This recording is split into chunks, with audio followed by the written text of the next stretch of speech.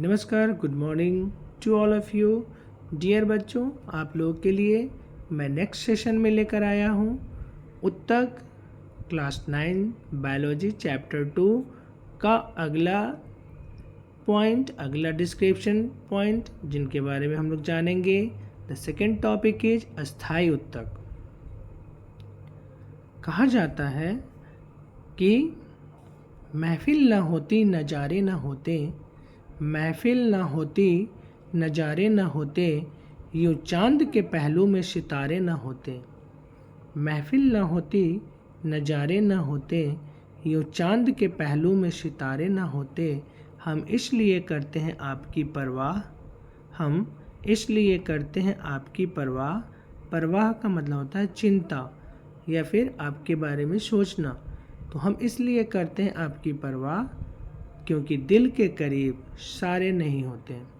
इसलिए खूब मन लगाकर पढ़े और एक बेस्ट परफॉर्मर, एक अच्छा नागरिक और अच्छा अचीवमेंट लाएं। इन्हीं शुभकामनाओं के साथ हम लोग स्टार्ट करते हैं आज का वीडियो, जिसमें हम लोग देखते हैं नेक्स्ट टॉपिक के बारे में और इसको हम लोग जानने का प्रयास करेंगे कि आज हमें किन बिंदुओं पर चर्चा करना है। तो आइए देखते हैं। सेकेंड टॉपिक है अस्थाई उत्तक। अब पौधों के अस्थाई उत्तक की बात की जाए तो इसे कहते हैं परमानेंट टिश्यू। क्या बोलेंगे? Permanent tissue. अब इनमें क्या क्वालिटीज होती है, इनके एडवांटेज को जानें। मेरिस्टेमेटिक या विभाज्योतक उत्तक द्वारा बनी कोशिकाएं अपनी विभाजन क्षमता को खोकर स्थायी उत्तक का निर्माण करती है। मतलब जब वो डेवलपमेंट सेल जो होते हैं ना, वो अपना डिवीजन की क्वालिटी को लॉस कर देते हैं और विभाज्योतक उत्तक द्वारा बनी कोशिकाएं अपनी जब विभाजन क्षमता को खो देती है ना, जब वो मैच्योरिटी की तरफ आ जाती है, तो उसे ही कहते हैं अस्थाई उत्तक, यानी परमानेंट टिश्यू में वो कन्वर्ट हो जाते हैं। विशेष कार्यों के संपादन हेतु कोशिकाएं अपने आकार प्रकार को अस्थायी रूप से परिवर्तित कर लेते हैं। इन क्रिया को विभेदीकरण कहते हैं। मतलब यह सभी जो होता है ना, डिफ्रेंशिएशन, अलग अलग पार्ट्स में चले जाते हैं। अब इनका कार्य क्या है, इनके बारे में हम लोग देखते हैं। इस डायग्राम में से आप एक बना लेंगे। जैसे इनमें होता क्या क्या चीज़ है, इंपॉर्टेंट चीज़ हम देखते हैं। जैसे कि खाली स्पेस हो गया, इसको पीथ बोलते हैं। जहाँ जहाँ मैं टिक लगा रहा हूँ वो आप राइट डाउन कर लेंगे। ये जो इनका संवहन बंडल हो गया, ये पार्ट जो हो गया, इसको संवहन बंडल बोलते हैं। और ये बहुत ही इंपॉर्टेंट होता है, इसको जाइलम बोलते हैं। यही क्या करते हैं, जाइलम उत्तक जो हो गया, यह जाइलम का काम है कि सभी जड़ से खनिज लवण को आप शोषण करके विभिन्न भागों में पहुंचाना, तो ये जाइलम हो गया। इसके बाद ऊपर इसके जो पार्ट होंगे इसको फ्लोएम बोलते हैं। देखिए फ्लोएम का काम क्या हो गया, ये फ्लोएम भाग हो गया। तो जितना एरो मार्क है ना, इसको आप लिख लेंगे और इनको जरूर बना लेंगे। इस तरह से ये डायग्राम, स्पष्ट डायग्राम आप देख लें और वीडियो को पॉज करके इन डायग्राम को आप बना लें अपने नोटबुक में। फिर इसको बोलते हैं इंडोडर्मिस। अंदर की जो सेल की भाग जो होती है ना, कोशिकाएँ, और अंदर की जो लाइनिंग होती है उसको इंडोडर्मिस कहते हैं। वहीं पर जो बाहर की होती है उसको एक्टोडर्मिस कहते हैं। ये कॉर्टेक्स हो गया, इनके बीच में जो पाया जाता है, इनको कॉर्टेक्स बोलते हैं। और हाइपोडर्मिक्स या एक्टोडर्मिस, ये बाहर वाली लेयर हो गई। तो यहाँ तक आपका हो गया। ये सभी पार्ट्स में हम एक तरफ का बना लेंगे। तने का जो ये सेक्शन हो गया, इसके में कौन कौन सी भाग पाई जाती हैं, जो सभी खनिज पदार्थों को सभी पार्ट्स तक पहुंचाती है जड़ से अब शोषण करके। अब आगे हम लोग देखते हैं, इसके प्रकार के बारे में जानते हैं। तो यहाँ से देखिए, अस्थाई उत्तक दो प्रकार के होते हैं। कितने प्रकार के होंगे? तो दो प्रकार के, राइट। अब सरल अस्थाई उत्तक मतलब सिंपल परमानेंट टिश्यू, ये अपने कॉपी में राइट डाउन करेंगे और इनको लिखेंगे। कोशिकाओं का वह समूह, अंडरलाइन जितने भी उसको नोट्स में आप लोग जरूर बनाएं। कोशिकाओं का वह समूह जिनमें उपस्थित सभी कोशिकाएं संरचनात्मक एवं कार्यात्मक दृष्टिकोण से एक समान होते हैं, सरल अस्थाई उत्तक कहलाते हैं। फिर से समझिए, कोशिकाओं का वह समूह मतलब कोशिकाओं का जो समूह होगा ना, जिसमें उपस्थित सभी कोशिकाएं स्ट्रक्चरल एंड फंक्शन दृष्टिकोण से एक जैसे होंगे, उसे सरल अस्थाई उत्तक यानी सिंपल परमानेंट टिश्यू कहेंगे। अब सरल अस्थाई उत्तक एक ही प्रकार की कोशिका द्वारा निर्मित होती है। सरल अस्थाई उत्तक के 3 प्रकार होते हैं, इनके अलग अलग काइंड्स हो गए। सरल स्थायी ऊतक, इनका पॉइंट नंबर 1 हो गया, जिसको बोलते हैं पेरेन्काइमा। क्या बोलेंगे इनको? पेरेन्काइमा। अब इसके बारे में जानते हैं कि पेरेन्काइमा क्या होता है। पेरेन्काइमा ऊतक की कोशिकाएं पतली कोशिका भित्ति वाली गोलाकार, अंडाकार, बहुकोशिकीय या लंबी होती है। यह इसके प्रकार हो गए। कोशिका के भीतर पाए जाने वाले कोशिका द्रव, जिसको हम साइटोप्लाज्म कहते हैं, एक बड़ी रिक्तिका वैक्यूल के द्वारा पाई जाती है। पेरेन्काइमा में साइटोप्लाज्म और वैक्यूल पाया जाता है और एक जीवित कोशिका के अंतर्गत छोटा सा न्यूक्लियस केंद्रक उपस्थित होता है। पेरेन्काइमा की कोशिकाओं के बीच अंतः कोशिका इंटरसेलुलर स्थान पाए जाते हैं, जिसमें वो ट्रांसफ्यूजन करते हैं, एक दूसरे के साथ अटैच होते हैं, अर्थात ये एक दूसरे के साथ पूरी तरह बंधे होते हैं हुए स्पेस कारण अटैच होते हैं, वो बंधे हुए नहीं होते हैं। अब इनके कार्यों के बारे में देखते हैं कि इनका कार्य क्या है।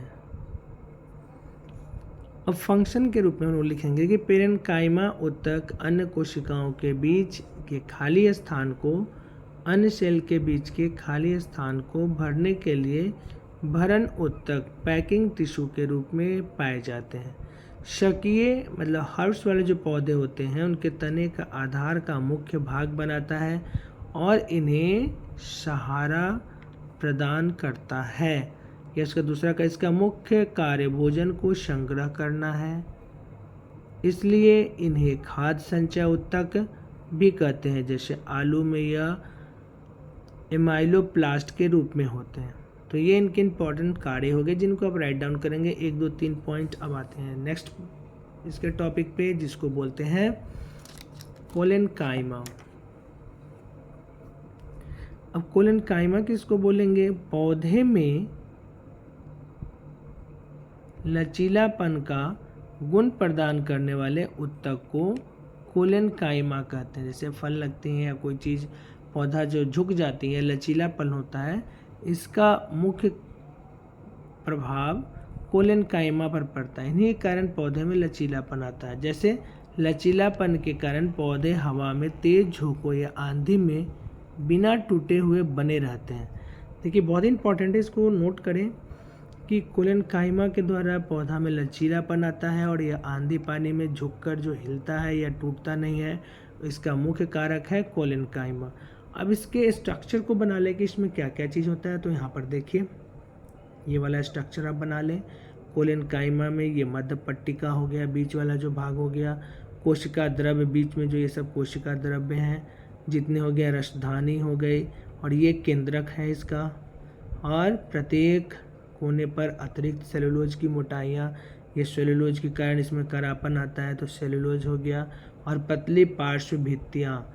तो इन्हें आप अपने नोटबुक में वीडियो पॉज करें और इन्हें ज़रूर बनाएं और प्रैक्टिस करें कि हमें कोलेन्काइमा के सभी भागों को आसानी से समझ में आ जाए। और ये सामान्य जीवित कोशिकाएं होती हैं, जिस कारण इसमें कोशिका द्रव्य, रसधानी और केंद्रक तीनों पाई जाती हैं। कोलेन्काइमा के कार्य क्या हो गए? यह पौधे को लचीलापन तथा तनन सामर्थ्य, मतलब यह लचीलापन लाता है और तनन सामर्थ्य करता है, प्रदान करता है, यानी कि हवा के झोंकों की तरफ झुक जाता है और जल्दी टूटता नहीं है। दूसरा हो गया कोलेन्काइमा, जिनमें क्लोरोप्लास्ट उपस्थित होते हैं, प्रकाश संश्लेषण द्वारा शर्करा तथा स्टार्च बनाते हैं।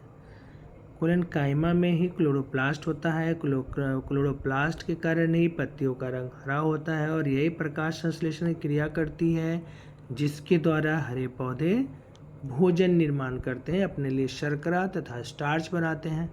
अब आते हैं 3rd नंबर पॉइंट पे, स्क्लेरेन्काइमा। इसको क्या हो गया? स्क्लेरेन्काइमा की कोशिकाएं लंबी, पतली तथा मृत होती हैं। इसको राइट डाउन करें। स्क्लेरेन्काइमा की कोशिकाएं लंबी, पतली तथा मृत होती हैं, जिनमें प्रोटोप्लाज्म अनुपस्थित होता है। इस प्रकार के ऊतक की कोशिकाओं की भित्ति लिग्निन की उपस्थिति के कारण अधिक मोटी होती है। किसकी उपस्थिति? लिग्निन। यह नोट कर लें कि उपस्थिति के कारण अधिक मोटी होती है। इस प्रकार की कोशिका भित्ति लिग्निफाइड भित्ति कहलाती है। और इसकी लिग्निन कोशिकाओं को दृढ़ बनाती है। यह सीमेंट की तरह कार्य करने वाला एक रासायनिक पदार्थ होता है। देखिए लिग्निन जो होता है ना, एक रासायनिक पदार्थ होता है जो स्ट्रॉन्गनेस बनाता है। अब इसके अंदर क्या क्या चीज़ पाया जाएगा, इसको आप एक डायग्राम बना लें, जैसे यहाँ पे दिया हुआ है। बहुत ही सिंपल डायग्राम है। संकीर्ण सेलुलोज हो गया यह, इसके बाद लिमिट मोटी परत, और ये जो हो गया स्क्लेरन काइमा की दीवार हो गई। और इस तरह से इसको हम बना लेंगे क्या, स्क्लेरन काइमा की अनुदैर्ध्य सेक्शन, इसमें लिख देंगे अनुदैर्ध्य सेक्शन स्क्लेरन काइमा। अब इसके कार्य के बारे में चर्चा करते हैं कि स्क्लेरन काइमा पौधे को कठोरता तथा सामर्थ्य प्रदान करता है। स्क्लेरन काइमा पौधे को सामर्थ्यता तथा सामर्थ्य स्ट्रेंथ प्रदान करता है। इसकी उपस्थिति पौधे को विभिन्न प्रकार के प्राकृतिक आपदाओं का प्रतिरोध करने योग्य बनाता है। पौधे के बाहरी परतों में यह रक्षात्मक ऊतक का कार्य करती है। ये दोनों इंपॉर्टेंट पॉइंट है। पौधे के बाहरी परतों में यह रक्षात्मक ऊतक की तरह कार्य करती है। इन्हें राइट डाउन कर ले दोनों को इनका फंक्शन के रूप में। अब आते हैं कॉम्प्लेक्स परमानेंट टिश्यू, जिसको बोलते हैं जटिल अस्थायी ऊतक। अब इनका क्या कार्य है, इनको देखते हैं। जटिल अस्थायी ऊतक में एक से अधिक प्रकार की कोशिकाएं उपस्थित होती है। पहला पॉइंट कि इसमें एक से अधिक प्रकार की कोशिकाएं उपस्थित होती हैं। इनमें पाए जाने वाले सभी प्रकार की कोशिकाएं आपस में मिलकर एक इकाई की तरह कार्य करते हैं, जो कि कॉम्प्लेक्स परमानेंट टिश्यू कहलाती हैं। ये इनके दूसरे कार्य हो गए, जिन्हें हम नोट कर सकते हैं आसानी से। इसके बारे में जानेंगे।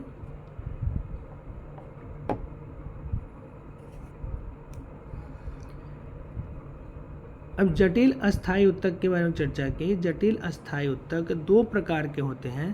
पहला को बोलते हैं जाइलम, दूसरा को बोलेंगे फ्लोएम। अब जाइलम जो होगा, जाइलम तथा फ्लोएम दोनों वाहक ऊतक, देखिए जाइलम और phloem, very very important point BBI कि जाइलम और फ्लोएम दोनों वाहक ऊतक कंडक्टिंग टिश्यू है। दोनों प्रकार के ऊतक आपस में मिलकर संवहन बंडल, वेस्कुलर बंडल का निर्माण करती है। संवहन बंडल का निर्माण करती है, इसे जरूर नोट कर लें। अब जाइलम के क्या कार्य हैं सो देखें।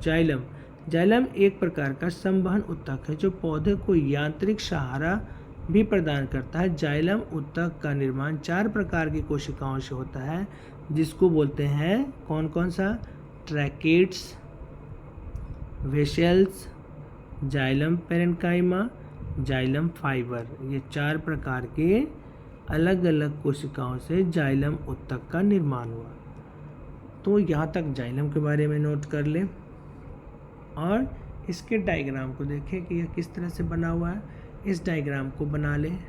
यहाँ पर देखिए, पहला हो गया ट्रैकेट्स, ये वाला पार्ट हो गया, इसमें यह ट्रैकेट्स हो गए गर्त पार्ट। दूसरा हो गया वेसेल्स, ये देखिए वेसेल्स हो गए, इसमें क्या क्या चीज़ पाए जाएंगे। और तीसरा हो गया जाइलम पेरेन्काइमा, और इसमें ये वाला पार्ट जो हो गया इसको बोलेंगे गर्त। ये हो गया कोशिका द्रव यानी साइटोप्लाज्म हो गया। इस तरह से इसमें पाए जाने वाले ये केंद्रक हो गया, न्यूक्लियस, इनमें भी केंद्रक जो हो जाएंगे। और इस तरह से क्या बन जाएगा, सरंध्र, अंतःभित्ति, ये अंदर का भाग हो गया, और राजधानी या धानी इसको बोलेंगे। इन सभी को वीडियो को पॉज करके आसानी से इन्हें आप बना लें। अब देखिए ट्रैकेट्स किसको बोलेंगे कि ट्रैकेट्स कोशिकाएं लंबी तथा दोनों सिरे पर नुकीली होती है। ये भी डायग्राम अब देखें ना कि ट्रैकेट्स दोनों सिरे पर नुकीली होती है और लंबी होती है। इसकी भित्तियों में लिग्निन पाए जाते हैं। इनके दोनों ओर के सिरे चूँकि बंद होते हैं, इसलिए जल का संवहन इनमें पाए जाने वाले गर्तों के द्वारा एक कोशिका से दूसरी कोशिका में होता है। यानी कि जल का संवहन जो करते हैं वह ट्रैकेट्स ही करते हैं। दूसरा इंपॉर्टेंट है वेसल्स। वेसल्स भी मृत कोशिकाएं, वेसल्स को मृत कोशिका बोलते हैं, इसको लिख लें। जो ट्रैकिड से थोड़ी छोटी एवं थोड़ी चौड़ी भाग होती है। जाइलम ऊतक में उपस्थित चारों भाग में कोशिकाओं में वेसल्स सर्वाधिक महत्वपूर्ण कोशिका है। यह वेसल्स जो होते हैं सबसे महत्वपूर्ण, सर्वाधिक महत्वपूर्ण कोशिका होती है, जिसकी कोशिका भित्ति में लिग्निन पाए जाते हैं। वेसल्स की कोशिकाएं एक के ऊपर एक व्यवस्थित होकर लंबी नलिका के समान की संरचना बनाती हैं। अब वेसल्स का क्या हो गया, यह जल का संवहन बिना रुकावट के कोशिकाओं द्वारा नीचे से ऊपर की ओर करता है। तो ये देखिए, जिसमें जल का संवहन होता है और इस प्रक्रिया बिना रुकावट के कोशिकाओं द्वारा नीचे से ऊपर की ओर होता है, इसे ही वेसल्स कहते हैं। तीसरा देखते हैं जाइलम। जाइलम पेरेन्काइमा की कोशिकाएं जीवित होती हैं। देखिए जाइलम जो होगी ना, यह पेरेन्काइमा की कोशिकाएं जो होगी यह जीवित होती हैं। जाइलम पेरेन्काइमा की कोशिकाएं जो जाइलम ऊतकों के बीच में उपस्थित होती है, इन कोशिकाओं द्वारा भोजन का संग्रह तथा जल का संवहन बाहर से भीतर की ओर होता है। तो ये जाइलम पेरेन्काइमा का कार्य हो गया। और लास्ट हो गया जाइलम फाइबर। इनकी कोशिकाएं जो होती है मृत एवं स्क्लेरेन्काइमा ऊतक के द्वारा निर्मित होती है। इनका मुख्य कार्य जाइलम ऊतक को सहारा एवं मजबूती प्रदान करना होता है। तो ये जाइलम फाइबर के काम हो गए जो ऊतक को मजबूती और सहारा प्रदान करती है। अब यहाँ पर देखते हैं लास्ट कि इनका फंक्शन मतलब कार्य क्या चीज़ है। तो जाइलम का मुख्य कार्य जड़ों द्वारा, देखिए ये बहुत इंपॉर्टेंट है, इसको राइट डाउन करें, वीडियो पॉज करें और इसको राइट डाउन करें कि जाइलम का मुख्य कार्य जड़ों द्वारा शोषित, जाइलम कहाँ पाया जाएगा, तो जड़ में पाया जाएगा। तो जड़ों द्वारा शोषित जल एवं खनिज लवणों को तने के विभिन्न भागों तक पहुंचाता है। पहला हो गया जाइलम का कार्य। अब क्या किया, जाइलम ऊतक में उपस्थित ट्रैकिड्स, वेसल्स, जाइलम फाइबर जिनके बारे में ऊपर हम लोग पढ़े अभी, लिग्निफाइड भित्तियों के कारण कास्ट का निर्माण करते हैं। यानी पौधा में जो काट होता है ना, वो कास्ट का निर्माण करते हैं और पौधे को यांत्रिक मजबूती प्रदान करता है। इस तरह से जाइलम के बारे में हम लोग डिटेल समझ गए और आप इन्हें आसानी से नोट्स बनाते चलें। और चैप्टर वाइज हम लोग अभी डिस्क्रिप्शन कर रहे हैं, पूरा डिटेल से विश्लेषण करने के बाद प्रश्न उत्तर लेकर भी आपके सामने उपस्थित होंगे। अभी केवल समझना है और इसके बाद हम लोग इंग्लिश मीडियम का भी देखेंगे। पहले आसानी से इसको थोड़ा सा हम लोग एक्सप्लेन कर लें और सभी टॉपिक को देकर बिंदु वाइज आप लोग नोट्स बना लें। इस तरह से थोड़ा थोड़ा करके आपका नोट्स बनते चला जाएगा और बहुत ही मज़ा आएगा। और हमें चैप्टर वाइज अपना एक अच्छा खासा नोट्स बन जाएगा और हमें आसानी से एग्ज़ाम में और कॉम्पिटिटिव एग्ज़ाम में भी मदद करती है। क्योंकि अभी क्लास 9 से ही आप थोड़ा थोड़ा करके अच्छा नोट्स बनाएंगे ना, तो निस्संदेह आपका कंपटीशन का भी जो एग्ज़ाम होगा हंसते खेलते निकल जाएगा। अब फ्लोएम के बारे में हम लोग नेक्स्ट वीडियो में देखेंगे। तब तक के लिए हमें दीजिए इजाज़त। वीडियो कैसा लग रहा है, वीडियो को लाइक, सब्सक्राइब और शेयर करना ना भूलें। इन्हीं शुभकामनाओं के साथ मैं गुंजन सर आप लोगों से विदा लेता हूं। तब तक के लिए नेक्स्ट वीडियो तक आने तक जय हिंद, जय भारत के बच्चे। Thank you.